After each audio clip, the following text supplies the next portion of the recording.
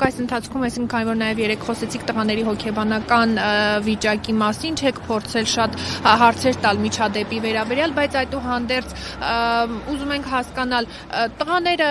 միջադեպը ի սկզբանե սկիզբ ինչպես այսինքն կանգնած էր Դավիթը իր տեղում իրեն հրել են ինքը այնտեղ լսվում է որ ասում է այտենց չնայես ինձ վրա ինչպես է եղել իր այդ միջադեպը որ նաև մեր հետևորդների համար հանրության համար որովհետև տարբեր Բոլորիս համար է դա ակնհայտ, որ երեխեք աղոթագրքերը, տղաները աղոթագրքերը ձեռքները մասնակցում են պատարագին։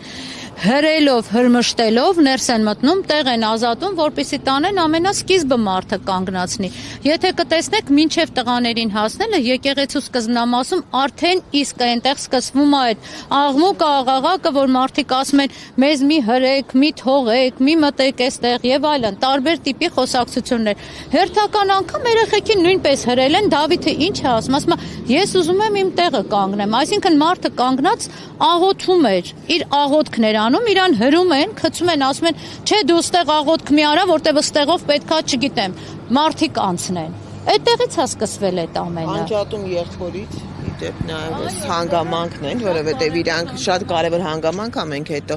ել եմ ասում քիչ ավելի մանրամասն դրան կանդրադառնանք, պատահական չեմ էլի այդ ասում, որովհետև Միքայելը եւ Դավիթը միշտ իրար հետ են լինում, դե եւ դա որոշակիորեն պայմանավորված է նաև Դավիթի առողջական վիճակի պահմանբայրում միասին են թե առանձին։ Իհարկե առանձին են։ Իսկ դուք ՆԳՆ-ից կամ ոստիկանությունից կամ օրինակ մարդու իրավունքների պաշտպանի աշխատակազմից այցելել էին ներկայացրել կամ իրենք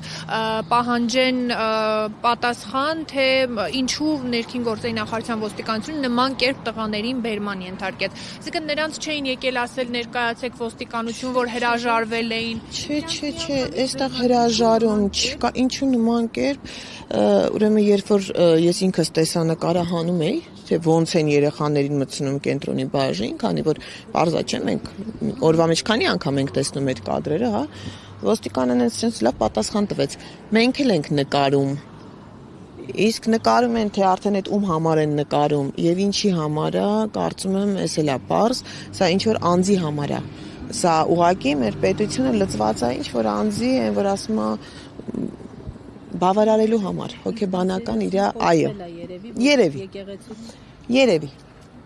Բայց պետք չի այդ ամեն ինչը անել եւ կայանալ 18 տարեկան երեխաների հանդեպ։ Լավ, քանի անգամ կամ քանի դեպք գիտեք, մեկ օրում մենք ունենք 18 տարեկան 3 երեխայի նկատմամբ նույն գործելավոճը։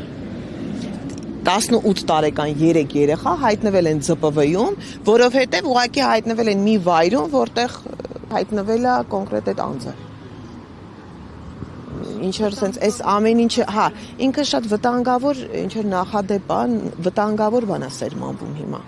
Ուղղված երեխաների դեմ։ Պետք չի այդ երեխաներին խառնել, ես չգիտեմ դա քաղաքական է, քարոզչություն է, ինչ քարոզչություն չեմ հասկանում, ծաղկազարդը, ինչ քարոզչություն, ինչ քաղաքականություն, ժողովուրդ, քաղաքական գործունեության մասին։ Ծաղկազարդը դա քաղաքական, ասենք կարա քաղաքական թեզի մեջ տեղավորվի, ոչ պետական, ոչ պաշտոնական կիրակի օրով եկեղեցում ծաղկազարդի արարողակարգ։ Սա շատ իրականում շատ վտանգավոր նախադեպ է սրանով ստեղծել։ Եկեք Չէ, մենք չենք ներկայացնում իմ ունեցած տվյալներով այլ փաստաբան է, երևի հեսա պարզ կդառնա։